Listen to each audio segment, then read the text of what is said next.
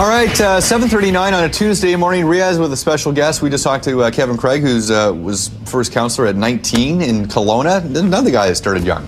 Made millions when he was in his teens as well. Was it 18? 18. 18 years old. Thanks very much, Doc. Yeah, Gurbaksh Chahal is his name. He's got a book called The Dream. And I love this story in terms of, you know what, just creating your own path in life. There it is right there.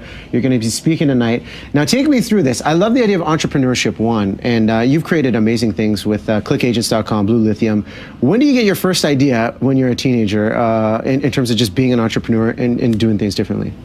Well, first of all, it was a dream to be successful. And the idea was already out there, so I'm not taking credit for inventing something, but there's no real big secret. It's all about hard work and out-executing everybody and making it happen. So I'm glad that I was able to prove myself in 2 years' time and be successful at 18 from that first gig, and I just learned from all of that. Started another company at 21 and took 3.5 years and was able to prove myself successful again. So. And you're you're so humble with your story. Your story actually was covered on. You went to the Oprah show last year. You were telling your story.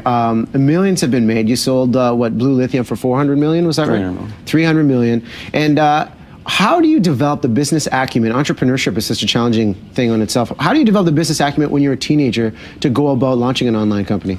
Well, it takes a lot to defy the odds. I think a lot of it comes down to the stereotype that you get put in. So I never let people know I was 16, 18, 21, 25, all points when I started or ended or sold a company. I walked into a room, made them realize what I was and who I was, and ignore the fact of the age that came with it. So, the business world is probably the most stereotypical, hardcore environments that you can be successful in, but you got to rise from the top, defy the odds, fight like hell, and make it happen. The one thing I think we can relate to is the idea of being passionate about something in life, loving what you do. When you look at challenges of entrepreneurship, you've obviously gone through it, you've been very successful. What do you think are the keys for people watching and they're launching their own companies, the key to being a successful entrepreneur out there? Well, first you have to figure out what you really want to do and fall in love with it.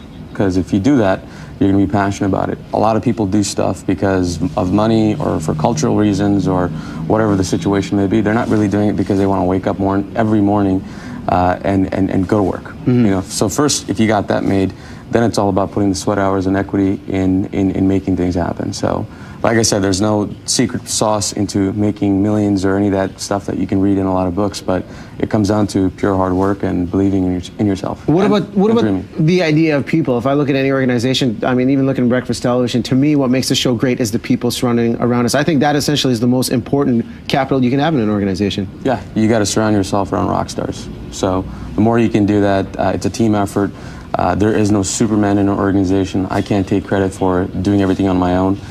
It was a combined team effort, and we all rose to the top together. Well, you know what? The book's got interesting insights on what it takes to be an entrepreneur. The Dream is the name of the book, and you can catch this guy speaking live tonight at the Bell Performing Arts Center over in Surrey. There it is. Gurbaksh, thanks so much for coming through. Oh, thank you. Thanks for having me. Big things for this man, and I just love the humble nature, because it's easy to let that go to your head, but it's anything but. Keeping it real. Keeping it real. That's what he does. And keeping it brown, too. I like that. One by one, we're taking over the world. I quickly want to throw this in. Extra TV named this guy one of the most eligible bachelors in the state. San Fran is home for you, right? Yeah. I think this guy could be the next bachelor on television. What do you think about that? I've gotten an opportunity. I passed on it. You passed on being the brown bachelor? Yeah. I do all that. I don't want to do that stuff on TV. That's what happens when you come from an Indian family, because mom wouldn't be happy with that. Yeah. Not at all. Okay, I'll tell you what, let's take a break here on BT. Lots more still to come. Stay with us. And 7 p.m. tonight, right? Yeah, see you there. I will be there taking notes. All right, great.